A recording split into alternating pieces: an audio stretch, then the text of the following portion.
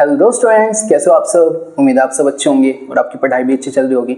बच्चों, इस चैनल पे पहली बार क्लास 9th की एक वीडियो आई है जिसमें क्लास 9th की साइंस में फिजिक्स का एक टॉपिक लेंगे, मतलब एक चैप्टर लेंगे जिसका नाम है ग्रेविटेशन। ये जो ग्रेविटेशन चैप्टर है ना, बहुत अच्छा चैप्टर है, बहुत इंटरेस्टिंग चैप्टर है, बहुत मज़ा आने वाला है आपको।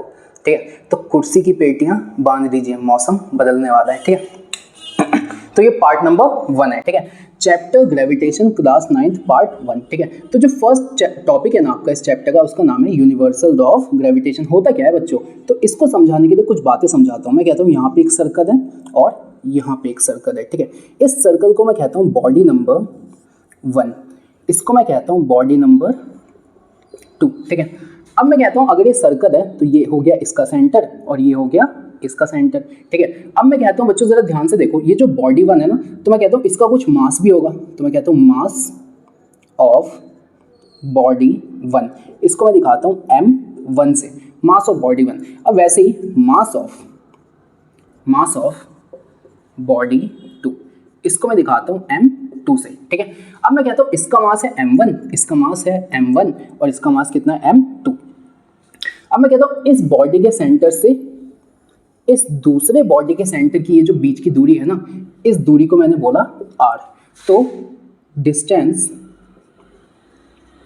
बिटवीन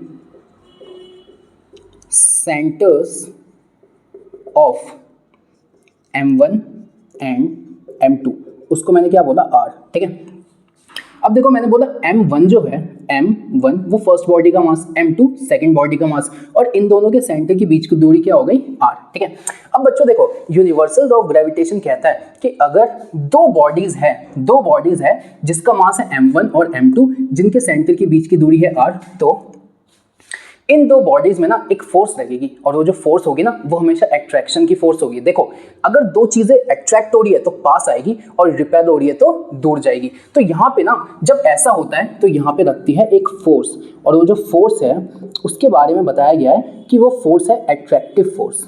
कैसी फोर्स है? Attractive force. हमेशा एक दूसरे को क्या करेगी? अट्रैक्ट, मतलब ये ना इसको अपनी तरफ खींचेगा और ये इसको अपनी तरफ खींचेगा। दूसरा इस फोर्स के बारे में बताया गया है कि ये है नॉन कॉन्टैक्ट फोर्स। क्या बताया गया इसके बारे में कि कैसी फोर्स है? Non contact force. Non contact force का मतलब होता है ये पहली बॉडी, ये दूसरी, इन दोनों में फोर्स ऑफ अट्रैक्शन तो है, लेकिन फोर्स लगाने के लिए एक बॉडी दूसरे को टच नहीं कर रही। फॉर एग्जांपल अगर इस हाथ से इस पे फोर्स लगाता ना तो मैं इसको टच करता, तभी तो इस पे फोर्स लगती, लेकिन जो ये वाली फोर्स है ना, इसमें टच करने की जरूरत ही नहीं है, वैसे ही फोर्स लगेगी। तो इसमें एक दूसरी बॉडी कॉन्टैक्ट में नहीं आएगी, वैसे ही फोर्स लगेगी। तो नॉन कॉन्टैक्ट फोर्स का मतलब है विदाउट टच नहीं होगा, अपने आप ही कांटेक्ट में रहेगी। ठीक है, ये दो चीजें बातें हो गई। तो ये फोर्स जो होगी वो हमेशा अट्रैक्टिव होगी और कोई कांटेक्ट नहीं होगा। ठीक है, तो इस फोर्स के बारे में बोला गया है बच्चों कि फोर्स है ना बच्चों, ये जो फोर्स है ये डायरेक्टली प्रोपोर्शनल होगी इन दोनों मासेस के मल्टीप्लिकेशन के। तो ये डायरेक्टली प्रोपोर्शनल होगी इन दोनों मासेस के मल्टीप्लिकेशन के, और यही फोर्स इनवर्सली प्रोपोर्शनल होगी, ये जो बीच का डिस्टेंस है ना, ये जो इनके सेंटर के बीच का डिस्टेंस है उसके इनवर्सली प्रोपोर्शनल होगी। लेकिन ये जब इनवर्सली प्रोपोर्शनल सेंटर की डिस्टेंस की होगी ना, तो ये डिस्टेंस नहीं होगा, ये डिस्टेंस का स्क्वायर होगा। तो मैं कहता हूं the force is directly proportional to the product of both masses and inversely proportional to the square of the distance between the centre of two masses.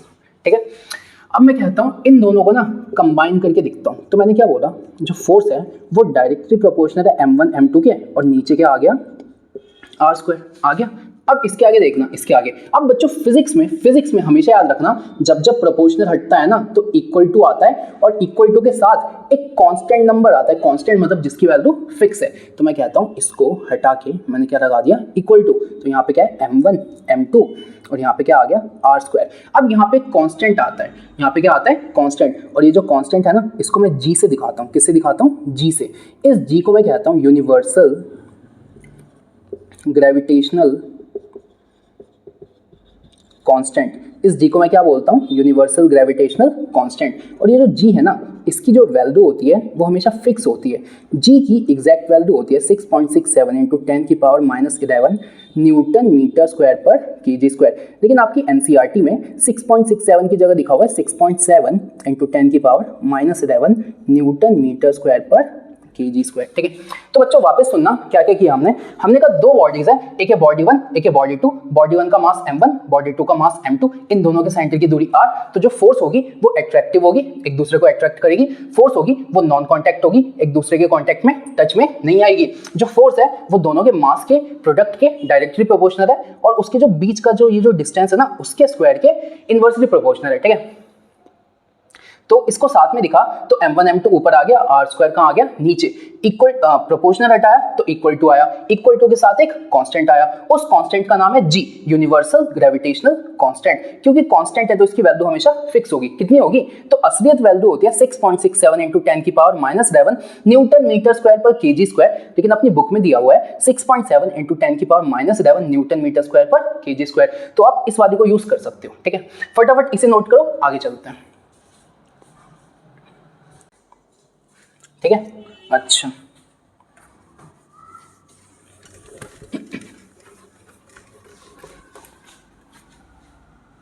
तो बच्चों अब देखना, जो मैंने कहा कि मैंने क्या बोला, यहाँ पे है m1 यहाँ पे है m2, बीच का डिस्टेंस r, फोर्स है g m1 m2 by r²।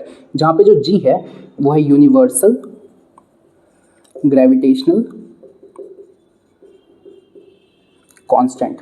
ठीक है, अब मैंने आपसे क्या बोला कि हेडिंग है यूनिवर्सल लॉ ऑफ ग्रेविटेशन। इसका क्या मतलब है? तो बच्चों मैं ये नहीं कह सकता यूनिवर्स में जितनी भी यूनिवर्स में हर दो बॉडीज एक दूसरे को अट्रैक्ट करती है। ठीक है, और एक दूसरे को अट्रैक्ट करती है। तो मैं ये कहता हूँ यूनिवर्सल लॉ ऑफ ग्रेविटेशन ये कहता है कि यूनिवर्स में जितनी भी बॉडीज है ना, तो हर एक बॉडी हर दूसरी बॉडी को अपनी तरफ अट्रैक्ट करती है। किस फोर्स से? तो इस फोर्स से। तो यूनिवर्सल ग्रेविटेशनल कांस्टेंट इसकी डेफिनेशन होगी every body in the universe attracts every other body by an attractive force। अब ये जो attractive force होगी ना, ये कैसी होगी? तो आप बोलोगे this force will be directly proportional to the product of both masses। आगे आप लिखोगे this force will be directly proportional to the product of both masses। और ये जो फोर्स है ना, ये इनवर्सली प्रोपोर्शनल होगी to the square of distance between their centre, and this force will be inversely proportional to the square of distance between their centers। ठीक है, तो बच्चों यूनिवर्सल लॉ ऑफ ग्रेविटेशन कभी आता है ना एग्जाम में, तो आपको ये फॉर्मूला कैसे आया वो चीज जो अभी समझाई वो बनाना है और ये लिखना है। इसमें कुछ नहीं बोला कि हर दो बॉडी एक दूसरे को एक अट्रैक्टिव फोर्स से खींचती है। तो every body in the universe attract every other body with an attractive force. और ये जो फोर्स है ना, ये जो फोर्स है ये डायरेक्टली प्रोपोर्शनल है इनके मासेस के मल्टीप्लिकेशन के, और इनवर्सली प्रोपोर्शनल है इनके सेंटर के बीच में जो डिस्टेंस है ना उसके स्क्वायर के। तो this force is directly proportional to the product of both masses, and this force is inversely proportional to the square of the distance between their centre, square of the distance between their centre. समझ आया? Universal law of gravitation ये होता है और ये इसका formula होता है। फॉर्मूला इसका होता है F = G m1 m2 by r²। समझ आ गया? ठीक है, तो फटाफट इसे नोट करो। ठीक है,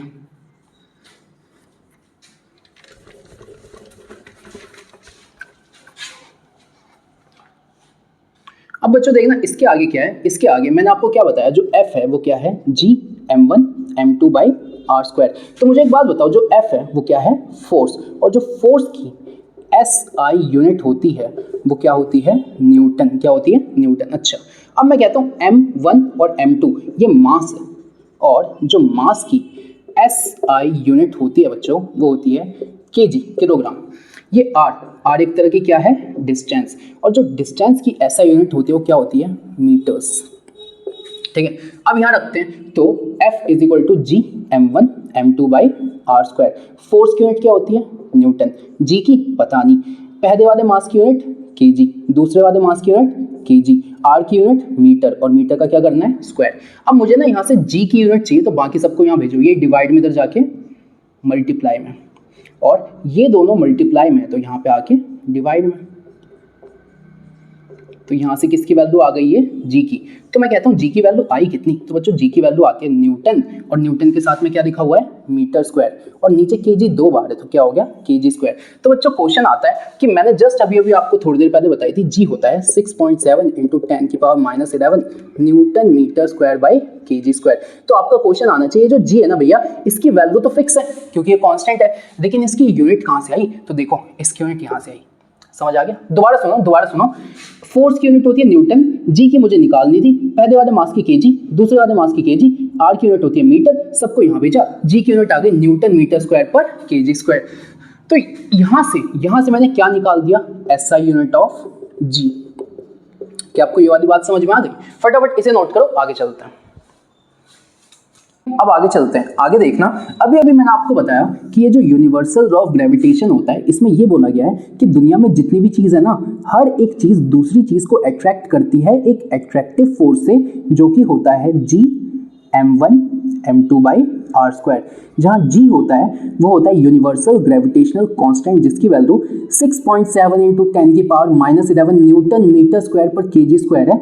m1 होता है mass of first body, m2 होता है mass of second body, r होता है distance between the centre of first body and second body. ठीक है, तो ये होती है एट्रैक्टिव फोर्स। ठीक है, ये कैसी फोर्स होती है? एट्रैक्टिव। और बच्चों इसी को इस चैप्टर में ग्रेविटेशनल फोर्स भी कहते हैं। इसी को इस चैप्टर में क्या बोलते हैं? Gravitational force. ठीक है, तो कभी क्वेश्चन में पूछता है एट्रैक्टिव फोर्स बताओ, कभी कहता है ग्रेविटेशनल फोर्स बताओ, और कभी कभी सीधा इसको आप सिर्फ और सिर्फ क्या कह देते हो? फोर्स। ठीक है, और बच्चों एक चीज हमेशा ध्यान रखना, ये जो फोर्स है ये इनवर्सली प्रोपोर्शनल होता है इसके डिस्टेंस के स्क्वायर। तो देखो यहाँ पे ये इनवर्सली प्रोपोर्शनल था, तो इनवर्स किसके? डिस्टेंस के स्क्वायर के।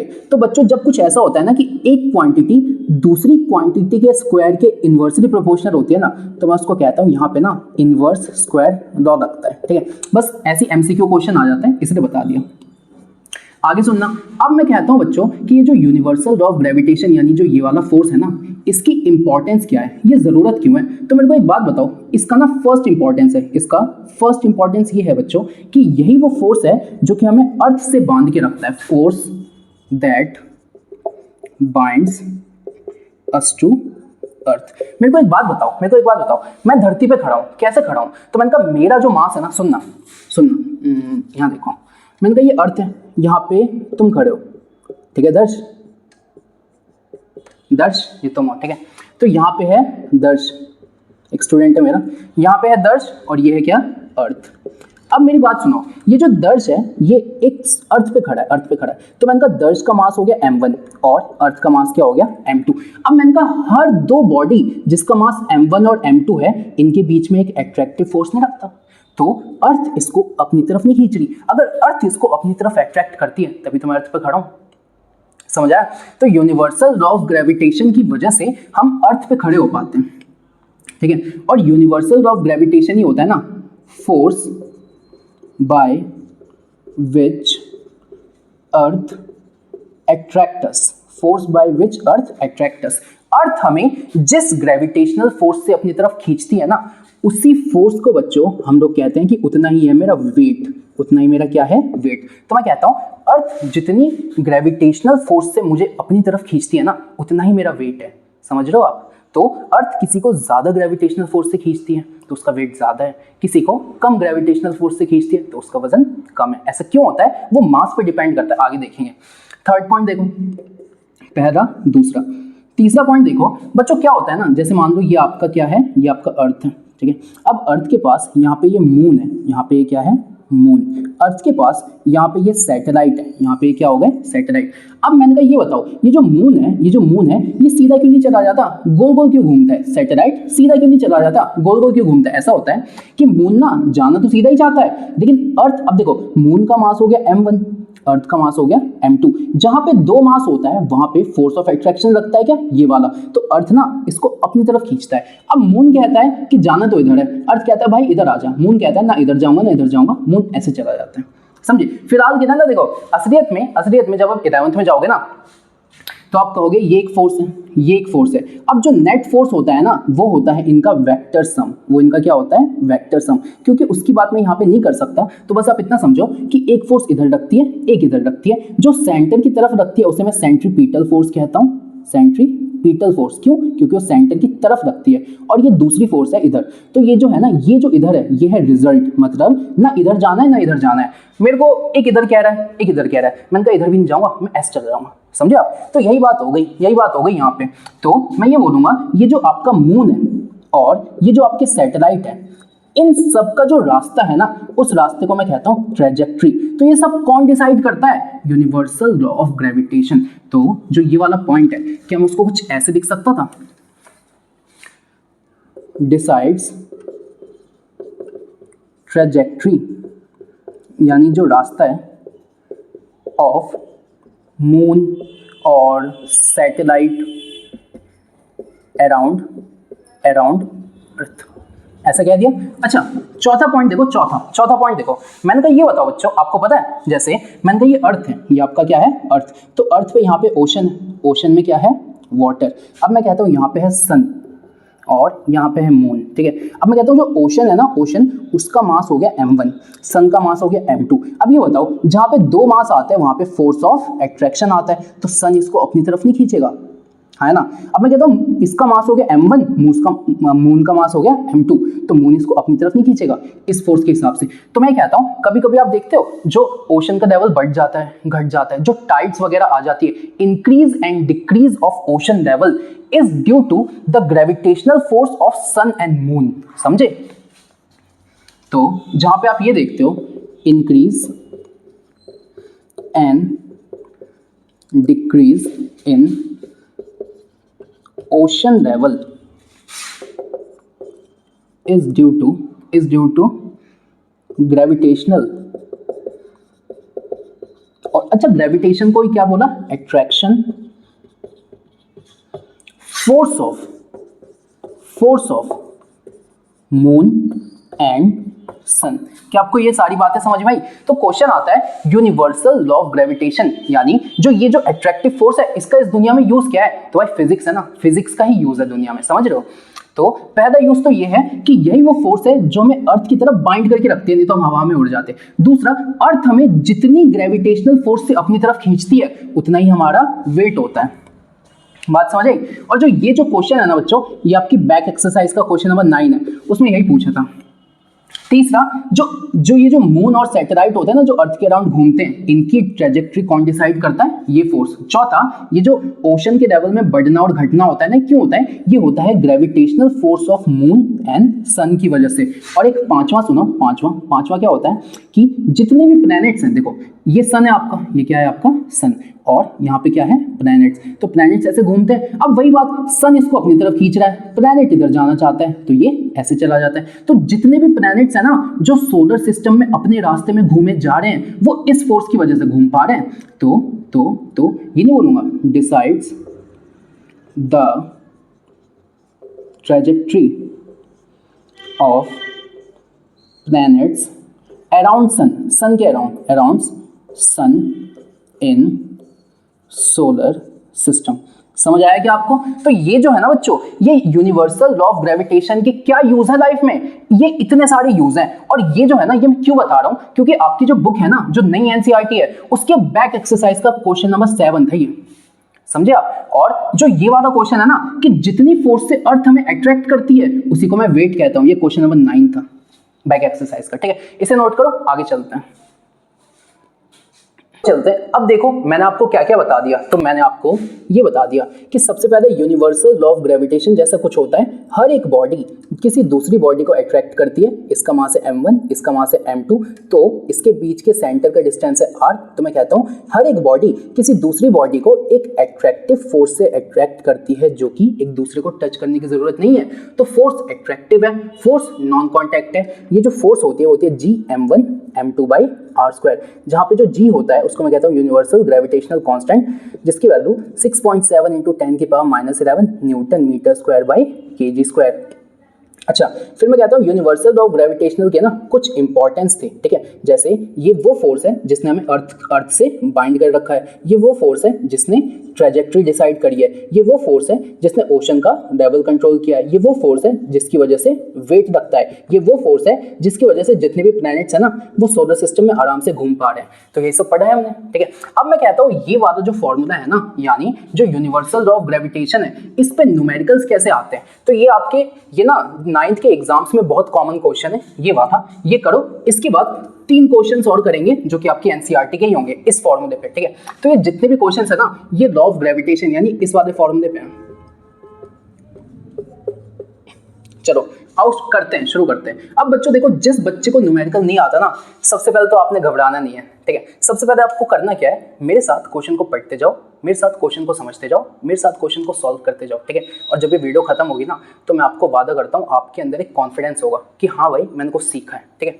आओ देखो, मैंने क्या बोला, 2 मासेज हैं, 2 मासेज हैं। तो बच्चों 2 मासेज है तो सबसे पहले क्या मैं ये वाला फिगर बना दूं, इसका मास है m1, इसका मास है m2, ठीक है। अब ये जो 2 मासेज है ना, इन दोनों का मास है, इसका मास है m1, इसका मास क्या है m2, दोनों का मास कितना कितना गिवन है, 1-1 kg। तो असल में अगर मैं और अच्छे से लिखूं तो ऐसे लिखूं, इसका जो मास है वो है 1 kg और इसका मास भी कितना है 1 kg, separated by a distance of 1 metre, यानी जो इसका सेंटर है और जो इसका सेंटर है उसके बीच की कुछ दूरी दे रखी है, और वो दूरी कितनी दे रखी है, 1 मीटर, ठीक है। तो मैंने कहा m1 कितना है, mass of first body 1 kg, m2 कितना है, mass of second body 1 kg। जो r है, इन दोनों के सेंटर के बीच की दूरी वो कितनी है, 1 मीटर। अच्छा, g कितना होता है, तो मेरे भाई g तो मुझे याद रखना है ना, 6.7 × 10⁻⁻11 newton metre square by kg square, ठीक है। अब मैं कहता हूं, उसने ये बोला है कि भाई ग्रेविटेशन का फोर्स बताओ, अट्रैक्शन का फोर्स बताओ, यानी सीधा सीधा उसने कहा फोर्स निकालो। तो मैंने कहा देखो, जो फोर्स होता है वो होता है g m1 m2 by r square, ये फोर्स चाहिए ना आपको, ठीक है भाई। g की वैल्यू कितनी है, इतनी, तो 6.7 × 10⁻11। अब देखो यूनिट के साथ रखें तो चलो ऐसे कर लो आप, कोई नहीं, ये हो गया। अब m1 कितना है, तो m1 है 1। अच्छा, m2 कितना है, m2 भी कितना है 1, और r कितना है, तो r भी कितना है 1, ठीक है। अब मैंने कहा बच्चों देखो, जरा ध्यान से देखो आप, एक सुनो, अगर मैं 1 की मल्टीप्लाई किसी से करूं तो कोई फर्क नहीं पड़ता, किसी चीज को मैं 1 से डिवाइड करूं तो कोई फर्क नहीं पड़ता, तो इन सब की तो कोई वैल्यू ही नहीं रही। तो यानी यहाँ से जो फोर्स आ गया वो कितना आ गया, 6.7 × 10⁻11। अब जो फोर्स होता है ना उसकी यूनिट क्या होती है, न्यूटन। तो बच्चों पता आपसे मतलब क्या है, मतलब क्या है, अब ना मैं इसका आंसर समझा देता हूँ कि हमने किया क्या।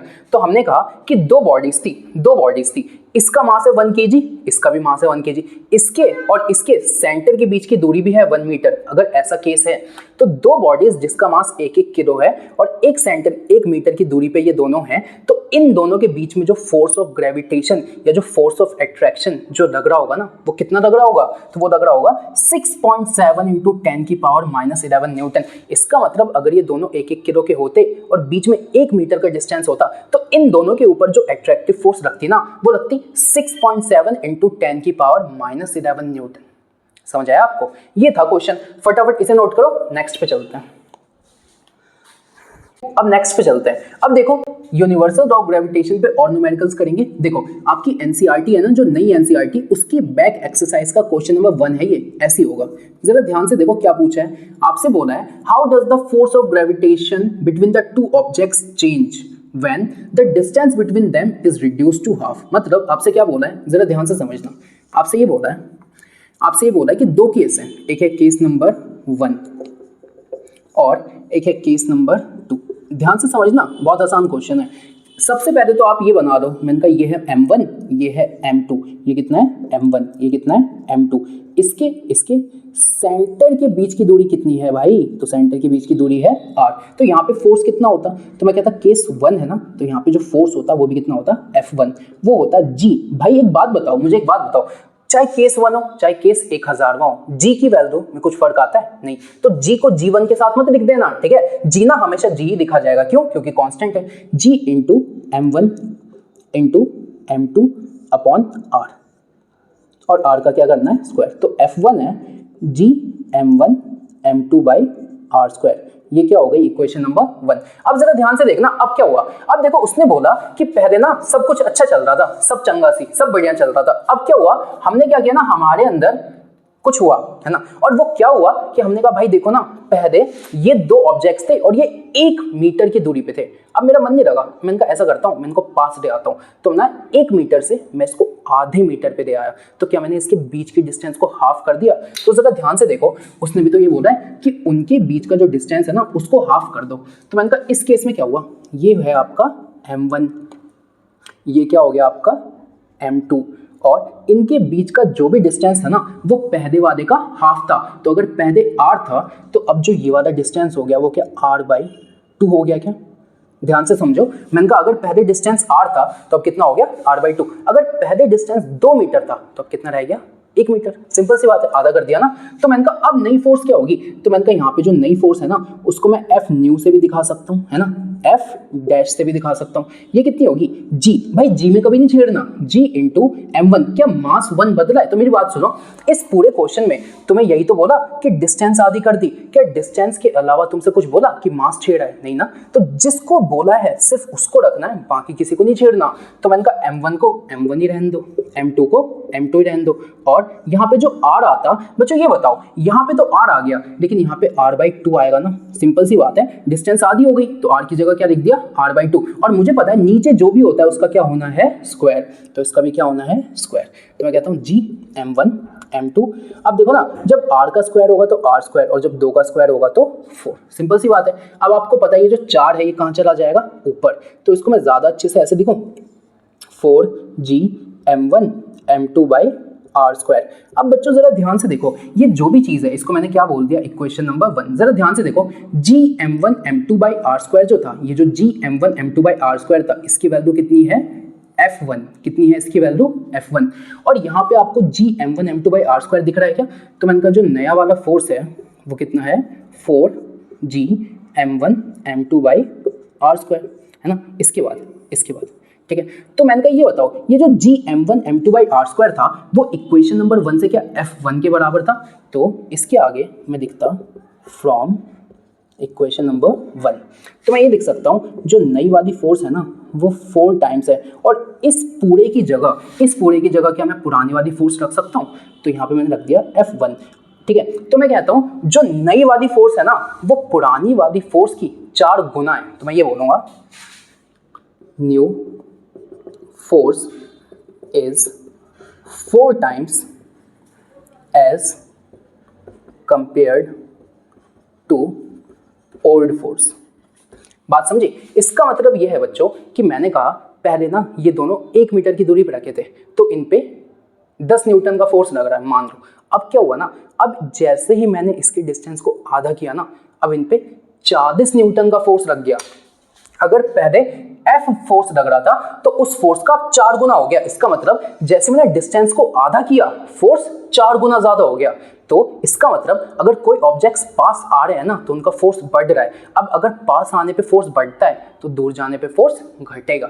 समझे आप। तो इसमें क्या था कि ना पहले तो ये वाला केस बनना था, F1 यहाँ से आ गया। अब उसने कहा M1 M2 को मत छेड़ो, G को मत छेड़ो, डिस्टेंस को आधी कर दो। तो डिस्टेंस को आधा करा, ये आ गया G m1 m2/r square. Equation number 1 से कितना था F1। तो जो नई वाली फोर्स है वो पुरानी वाली फोर्स की 4 गुना है, पुरानी वाली फोर्स की 4 गुना है। तो मैं कहता हूं जो नई वाली फोर्स है वो पुरानी वाली फोर्स से ज्यादा तो है, लेकिन कितनी ज्यादा है तो भाई 4 टाइम्स। समझे आप, ऐसे बोल दिया। ये क्वेश्चन समझ आया, नोट करो, नेक्स्ट करते हैं, आगे चलते हैं। देखो ये भी आपकी एनसीईआरटी की बैक एक्सरसाइज का क्वेश्चन है। नई वाली एनसीईआरटी में क्वेश्चन नंबर 6 है बैक एक्सरसाइज का, ठीक है। ये भी इसी पे होगा। देखो क्या बोल रहा है, what happens to the force of gravitation, पूरा नहीं लिखा मैंने, what happens to the force, इस फोर्स का क्या होगा जब किसी एक बॉडी का मास डबल हो गया। तो इसे करते हैं। तो फर्स्ट पार्ट को करते हैं। फर्स्ट पार्ट को ये बताओ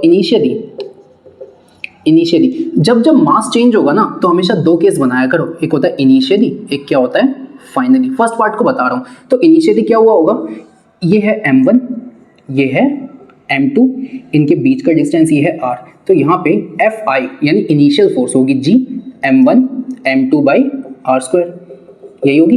अब फाइनली क्या हुआ, किसी एक बॉडी के मास को डबल किया। तो एक बात बताओ, एक बॉडी के मास को डबल किया, इसके बारे में उसने कुछ बताया? मतलब इसके अलावा उसने कुछ बताया? नहीं। तो मास को तो डबल करोगे, बाकी चीजों को नहीं छेड़ना। तो मैंने कहा देखो चलो मैं क्या बोलता हूँ, अब ना किसी एक मास को डबल करते हैं। तो मैंने कहा पहले ये m1 था, लेकिन अब ये डबल होने के बाद कितना हो गया, 2m1। भाई अगर ये 1 था तो ये 2 हो गया, यही है ना। लेकिन क्या इसमें दूसरे मास के बारे में कुछ भी बोला? नहीं। तो दूसरे मास को मत छेड़ो। क्या इसने इन दोनों की डिस्टेंस के बारे में कुछ बोला? नहीं। तो डिस्टेंस को भी मत छेड़ो। ये डिस्टेंस कितनी है, r। तो जो f फाइनली, तो f डैश से दिखा दिया फाइनल फोर्स, g कभी चेंज नहीं होता। अब मैंने कहा m1, अब भाई m1 थोड़ी है, अब कितना है, 2m1, सिंपल सी बात है, इंटू m2 अपॉन r²। मैं कहता हूँ इस 2 को अगर मैं बाहर निकाल दूँ तो ये हो गया 2g m1 m2 by r², कह सकता हूं। अब मैंने कहा जो g m1 m2 by r² है, इक्वेशन नंबर 1 से g m1 m2 by r² क्या पुरानी वाली फोर्स नहीं थी? तो बस फ्रॉम इक्वेशन 1 आगे मैंने कहा जो नई वाली फोर्स है ना, वो 2 इंटू और इस पूरे की जगह क्या मैंने पुरानी वाली फोर्स रख दी, तो 2 इंटू इनिशियल फोर्स। तो बच्चों मैंने क्या बोला कि अगर मैं ये दो मासेस हैं और किसी एक का मास डबल कर दूं तो फोर्स भी डबल हो जाएगा। यही तो कहा मैंने कि इनिशियली ये केस था, अब आपने किसी एक का मास डबल कर दिया तो फाइनली जो फोर्स है ना वो इनिशियल वाली की 2 गुनी आई। तो मैं यहां से ये नहीं कह सकता कि new force will B 2 times than that of old force। कह सकता हूं ना कि पुरानी फोर्स से 2 गुना आई नई वाली फोर्स। समझ आया? तो ये फर्स्ट पार्ट का आंसर हो गया, कौन से वादे का, इस वादे का। तो इसका आंसर क्या हो गया, तो जो नई फोर्स है वो पुरानी फोर्स की 2 गुनी आई। ठीक है, इसे नोट करो, फिर सेकंड कराता हूं, फिर थर्ड कराता हूं।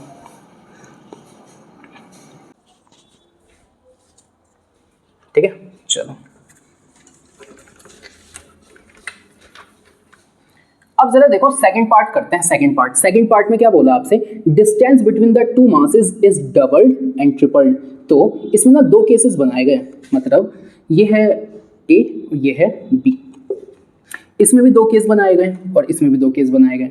ध्यान से सुनते रहो। क्या हुआ ना, फर्स्ट वाले केस में मैंने कहा केस 1, यानी सीधा बोलता हूँ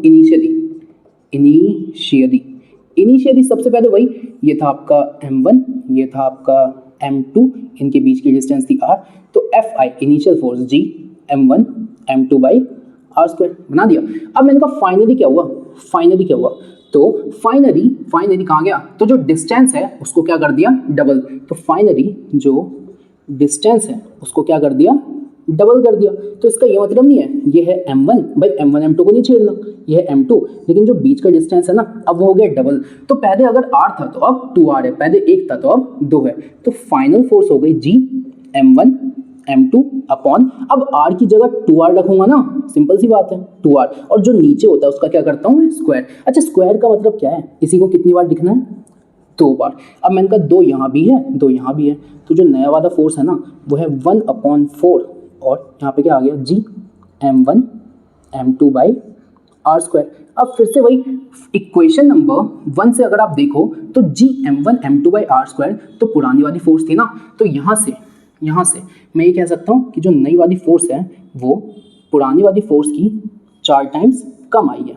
तो मैं ये कह सकता हूँ the new force is 1/4 times the old force. Simple सी बात है ना, the new force is 1/4 times the old force. इसका मतलब जब आपने ये दो ऑब्जेक्ट्स थी, ठीक है, अब आपने क्या किया, ये 1 मीटर की दूरी पे थी, अब आपका मन नहीं बढ़ा, आपने कहा ना मैं इसको 2 मीटर की दूरी पे रख देता हूँ। तो जब आपने इसकी डिस्टेंस को डबल कर दिया ना, तो जो फोर्स है वो 1/4 हो गई। यानी अगर पहले 4 न्यूटन की फोर्स लग रही थी, तो जैसे आपने डिस्टेंस को डबल किया ना, अब 1 न्यूटन की फोर्स लग रही है। समझे?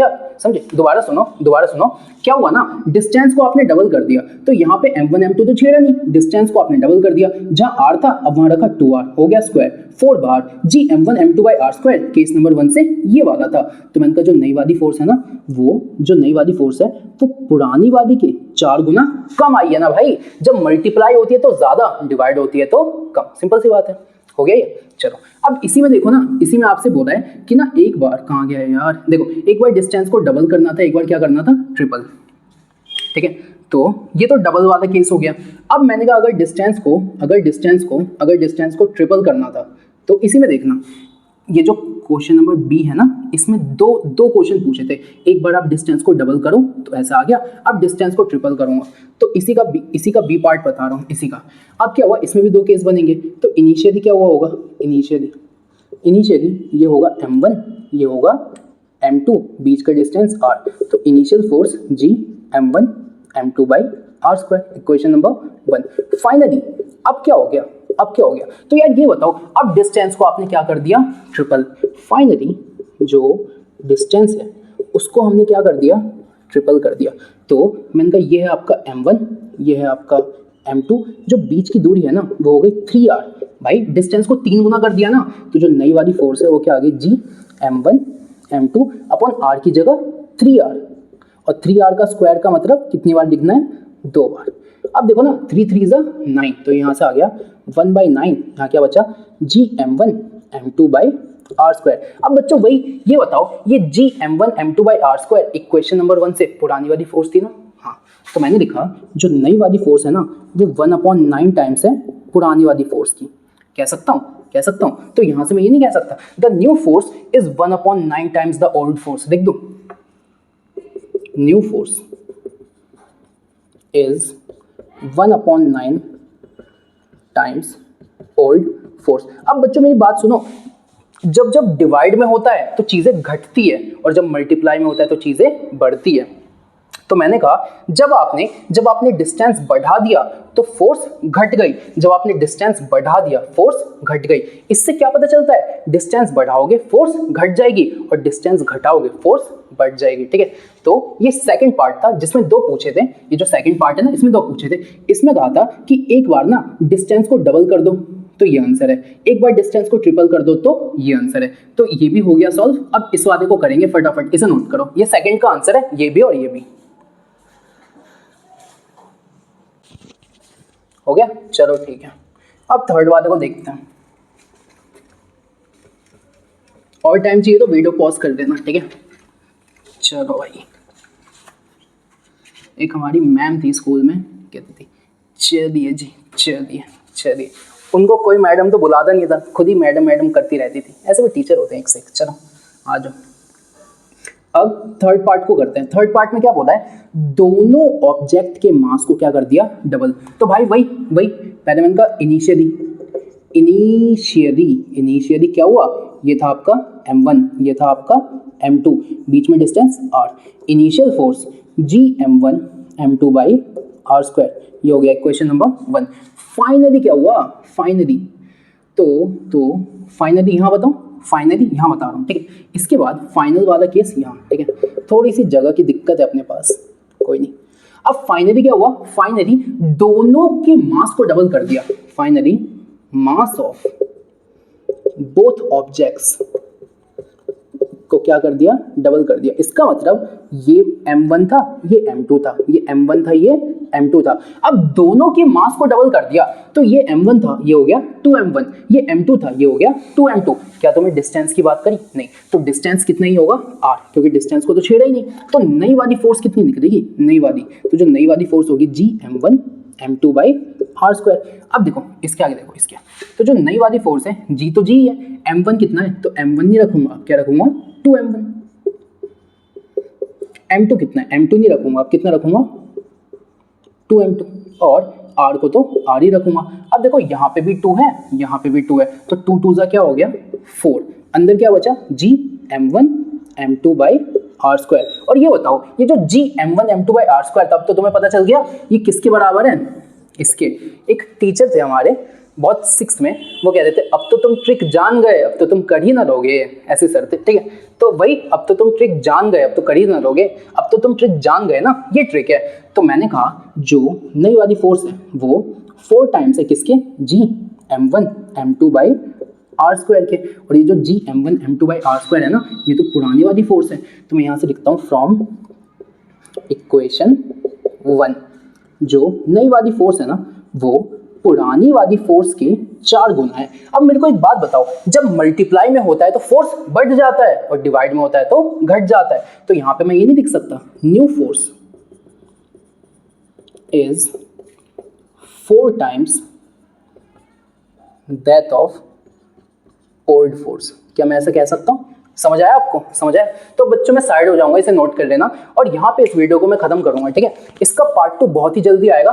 प्लीज आपसे रिक्वेस्ट है, जरूर बताइए कि आपको कैसा लगा और कुछ इंप्रूवमेंट करनी है तो मैं कर दूंगा, ठीक है। कोई दिक्कत नहीं, बाकी तो आपको समझ आया ही होगा।